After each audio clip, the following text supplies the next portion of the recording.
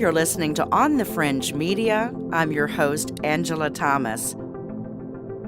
Today, we have none other than Kay Hall, astrologer and founder of the Chiron Center for Well-Being in North Carolina.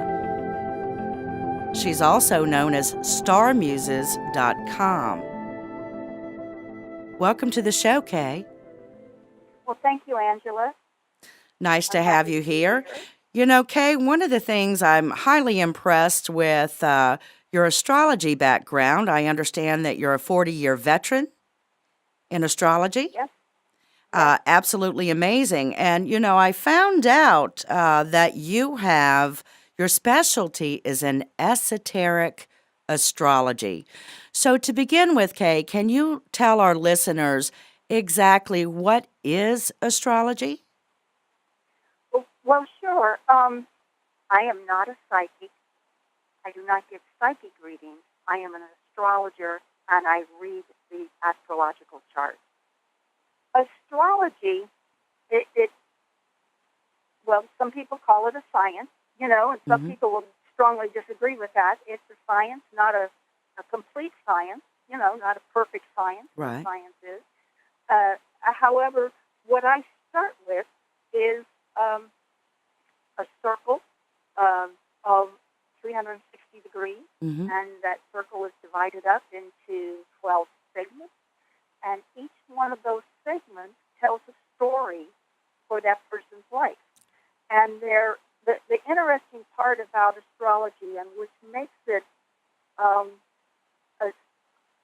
maybe not difficult, but a little less than a perfect science, is that there is absolutely nothing that could happen in the entire universe that wouldn't fit into one of those 12 segments of that circle. Wow. So now my job as an astrologer is to interpret those segments, knowing that anything in the universe could fit into one of those. So astrology has to be a collaborative conversation, because when I look at a chart, I can't tell if I don't have your name or I just have a birth time. I can't tell if you're male or female. I can't tell if you're married. I can't tell sexual orientation.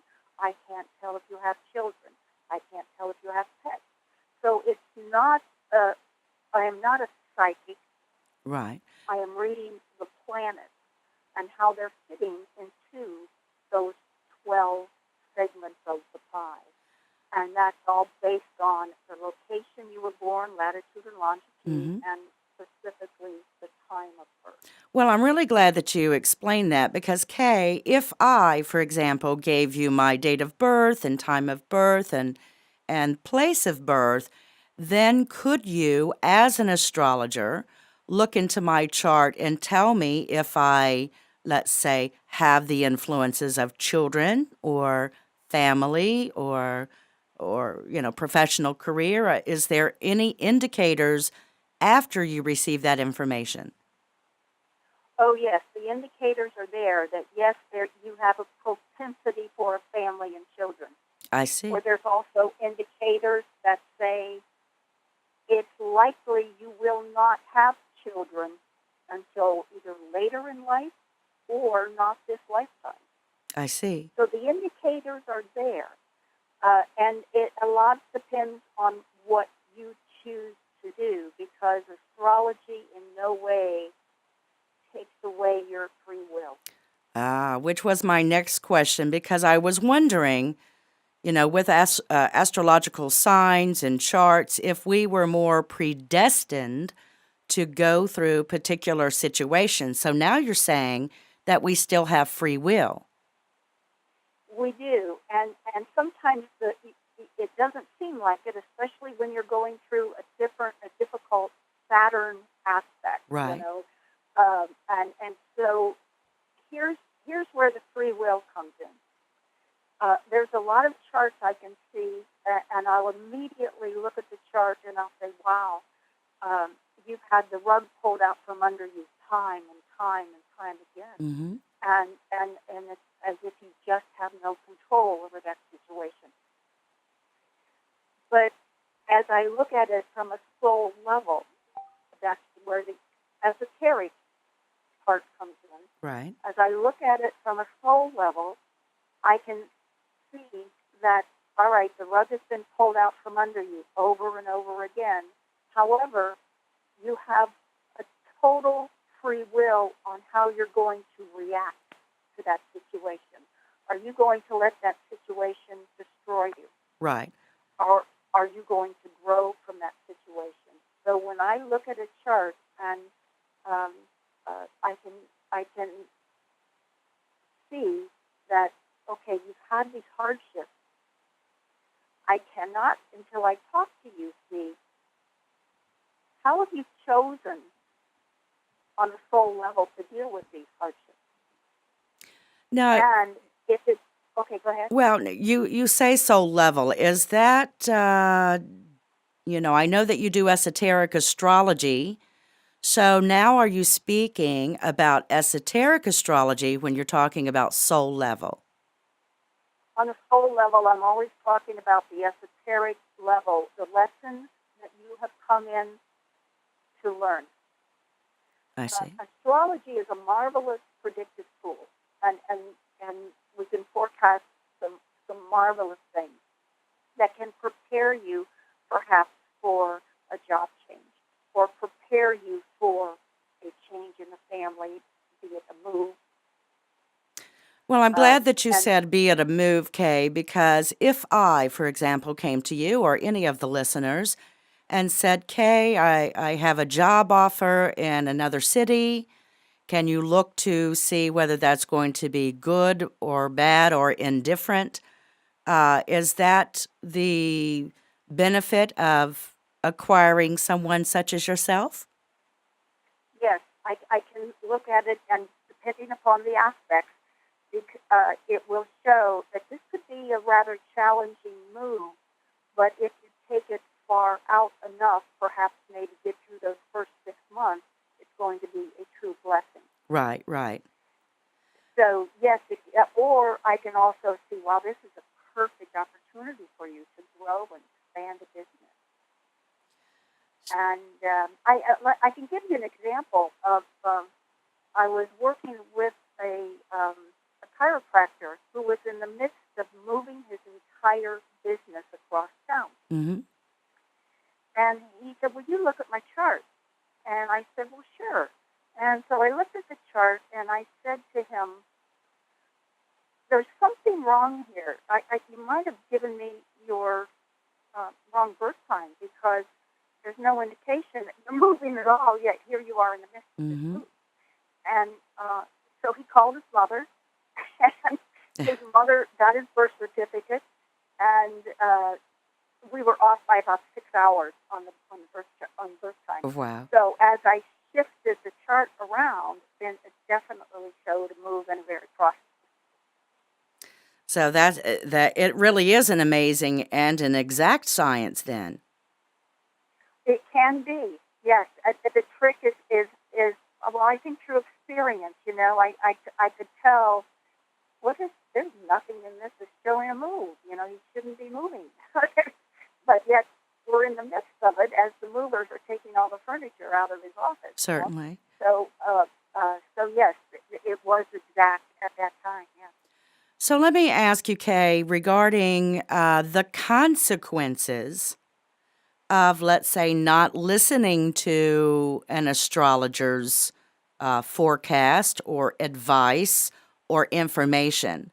If somebody is going through a really tough time astrologically, let's say in their career house, and they choose to ignore, maybe they're relying more on a daily horoscope.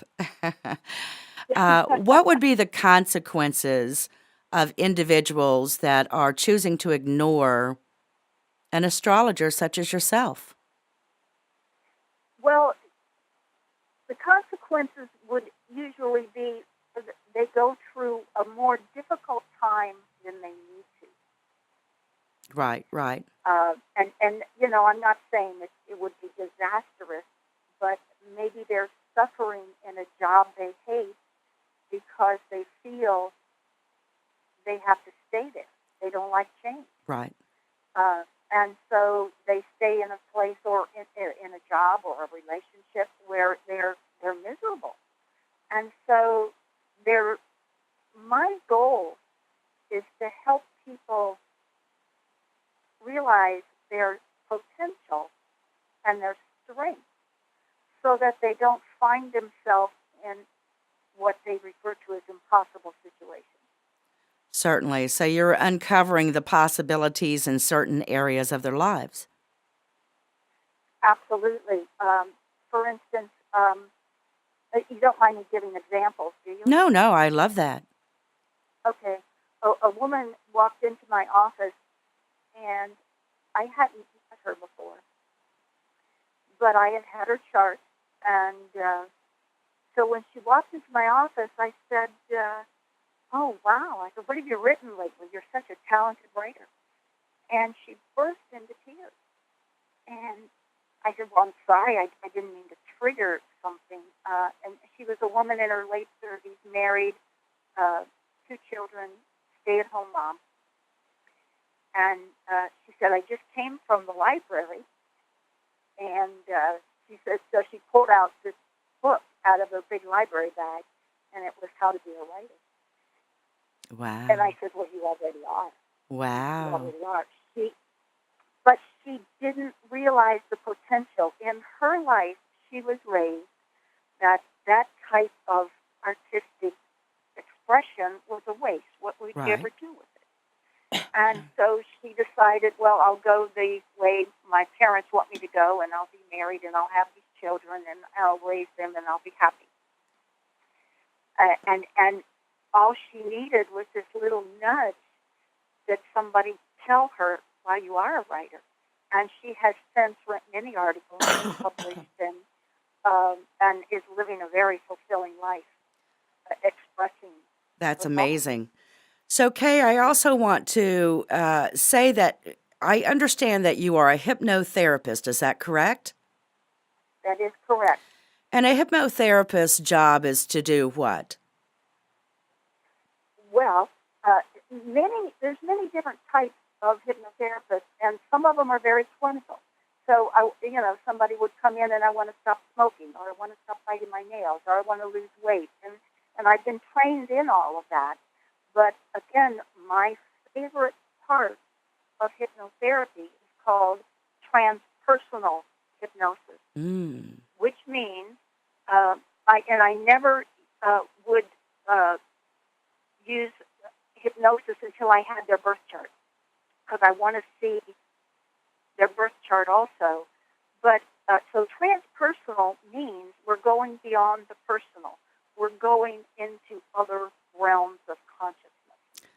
That means that we're not focused on this personality that is a smoker.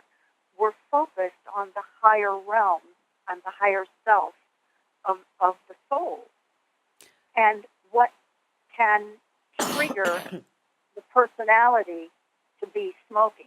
And I would take people to past lives, parallel lives, future lives, and in-between lives. And it's so cathartic for the individual to experience this, because they come in not knowing what to expect, and then all of a sudden you'll see tears going down their face because they're in a realm of such beauty that they didn't even know existed. But it seems more real to them than actual Earth. So really, it's a lot of benefit in seeing a transpersonal hypnotherapist, as well as an esoteric astrologer. So now, Kay, I know that you are a student of metaphysics. Yes. And I am sure that you've been a student for quite some time. I am going to share with the listeners a little confession of mine. I certainly came across you about a year ago and had a session with you. And it was like no other astrologer that I've ever come across. And Thank you. well, I'm not just saying this because you are a guest on the show today. But there were things that you provided me about my business, about my projects, about my near future desires.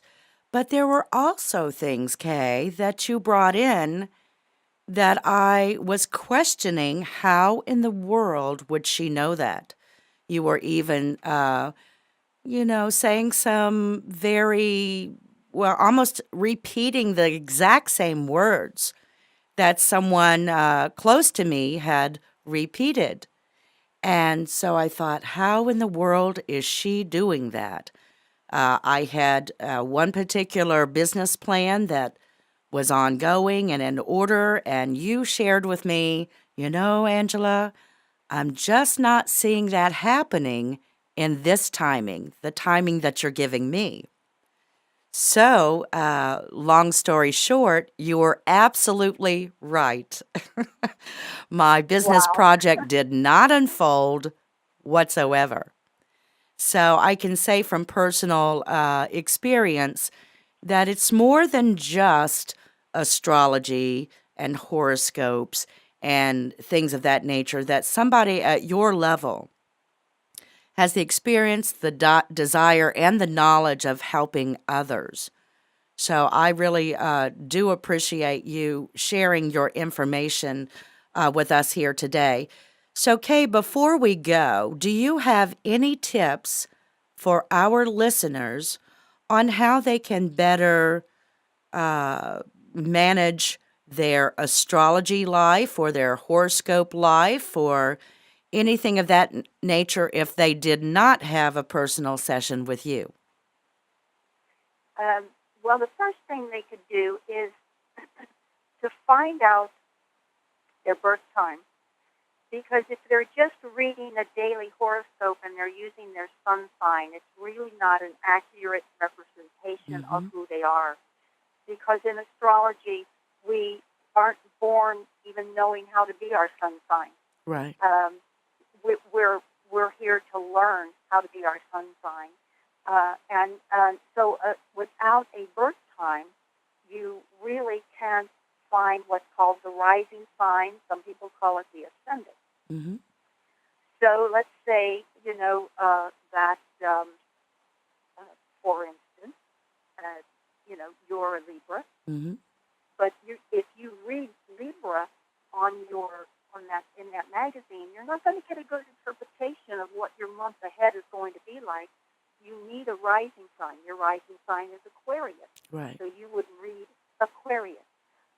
And so if people need to find a way to get their rising sign, there's, I think, websites out there that could do it. You could certainly um, send me an email, and in a matter of minutes, I could give you a rising sign. I, would not have time to interpret it in any way, but I could email you back with a rising sign.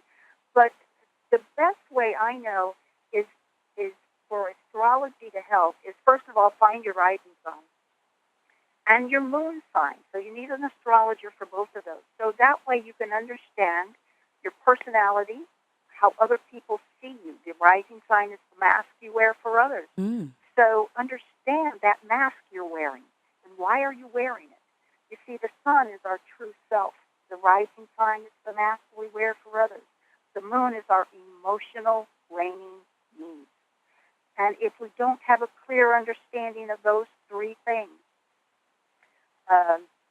then we can be sort of lost. So there is a book that was written in the 60s, and I can recommend that book to people, and you don't need to know anything about astrology. And the book is called Linda Goodman's Sun Sign.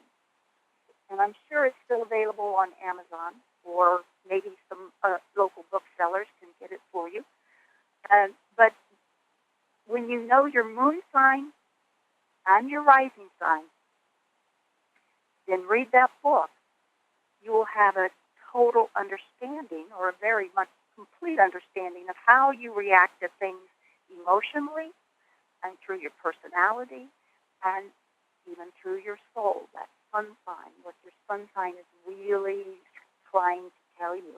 Because a horoscope is just a symbolic representation of how a person can be, but not necessarily how they are, because when our personality is in conflict with our soul's desires, we don't have our authentic power. We're weak. We're weaker than we could be.